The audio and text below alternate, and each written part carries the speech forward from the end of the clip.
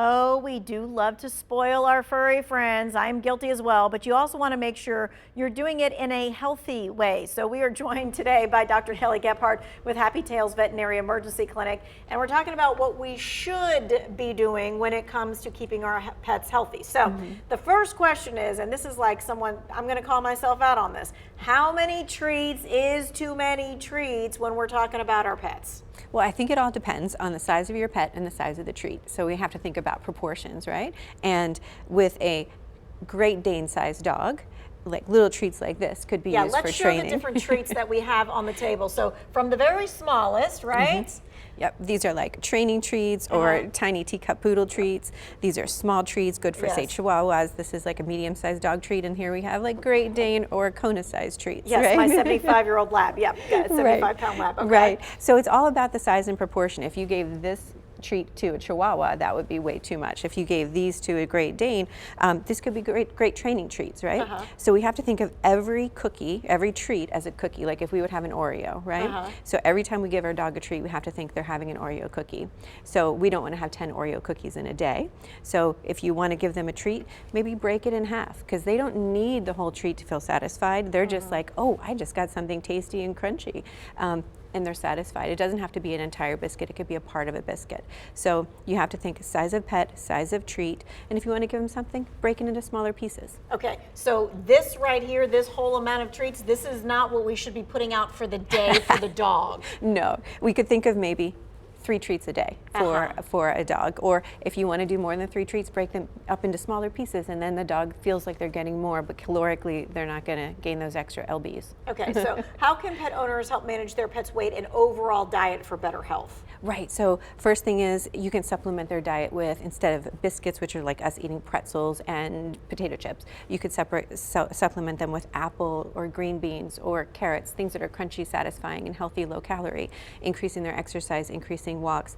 You know, lifestyle-wise, that can be hard when you work and you parent and stuff, so you want to do the best you can, but look at the amount you're feeding them. If you feel like they're putting on weight, you could cut it back by 25%, cut back on the treats, give them pieces of treats instead of whole treats, give them fresh fruits and veggies instead of, you know, high carb treats. These are all options. Okay, there was one thing that I wasn't thinking of, like I would just scoop the whole, you know, cup and then give Kona that for lunch or dinner, and the vet was like, oh no, that is way too much of a big of a cup. You need this much. I don't know that we're paying attention to like what the serving suggestion is. Totally. And a lot of those foods actually recommend overfeeding your dog based on our current lifestyles, a lot more sedentary. So you want to look at what the serving recommendation is on the bag for the food that you're feeding based on your dog's weight, and then also look at your dog's health goals. Are they underweight? Are they ideal weight? Are they overweight?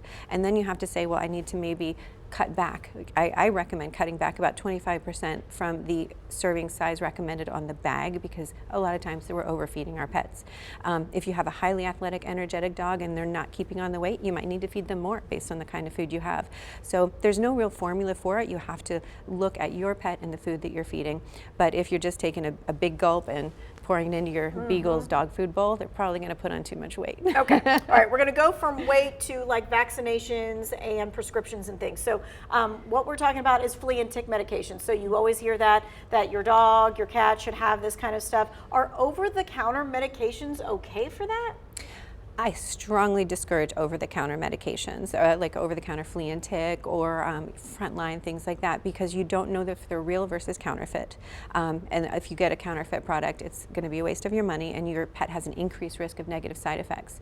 If you don't buy those products through a veterinarian, they are not guaranteed by the company. So hypothetically, say you buy something, a brand name product, over-the-counter, your dog has an adverse reaction, and you go to your regular vet or emergency clinic. If you bought it over the counter and not through a veterinarian, the manufacturer will not guarantee the product or help pay for the adverse reaction.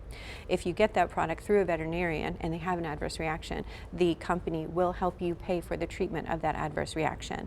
And the most important thing is you don't know what you're getting. If you get it over the counter, it could be totally counterfeit, could be something bad for your pet. And I see a higher incidence of adverse reactions with those non-veterinary guaranteed products. So you always want to get your vaccines and your heartworm and flea and tick preventatives through your veterinarian to make sure you're getting what you're paying for. And why is it important, especially like in the wintertime?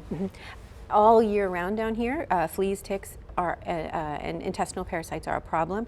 In the 9 out of the 12 months, heartworm is a very big problem here. But we see fleas and ticks and intestinal parasites all year round. So you got to keep them on those preventatives. All the time. All the time. Not seasonal. Thank you so Yeah. much for your time, your expertise, and my goodness, these are huge treats. All right, we're going to take a quick break from this. We're going to check out the forecast because it looks beautiful.